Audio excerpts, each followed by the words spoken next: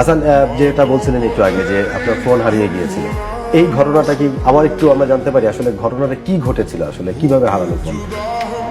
মোহাম্মদপুরে আমরা মানে ড্রেসিং করার কোনো রুম ছিল না আর কি। আমরা বারান্দায় ড্রেসিং করতেছিলাম। আমাদের রংপুর বিভাগের মেয়েরা রুমের ভিতরে ছিল। আমাদের ম্যাচের পরে ওদের খেলা ছিল আর কি। এটা কি মানে প্রথম ম্যাচে? না না, সেমিফাইনাল ম্যাচ। সেমিফাইনাল। তখন আমি যখন মানে সবাই তখন একটু বৃষ্টি পড়তেছে আর কি, সবাই উপরে চলে গেছে। আমি খেলা দেখতেছিলাম, আমি আর আমার সাথে একজন ছিল।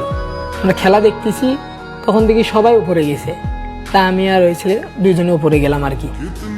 যে ওই জায়গায় ড্রেসিং করতেছি, করতে করতে একটা মানে পায়জামা পাঞ্জাবি টুপি সেরকম পরে একটা লোক আসলো, এসে আমাকে সালাম দিল একটা।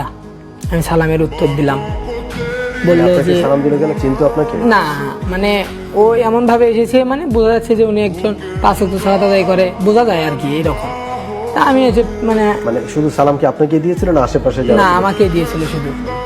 আমি আমার পিছনের পকেটে টাকা ছিল কিছু, আর মোবাইল ছিল। আমি টাকাটা বের করলাম, পরে মোবাইলটা ছিল আর কি, আগের একটা ফোন ছিল, সেটা সহ মানে আমার বারান্দার জুতার কাছে রাখছি আর কি।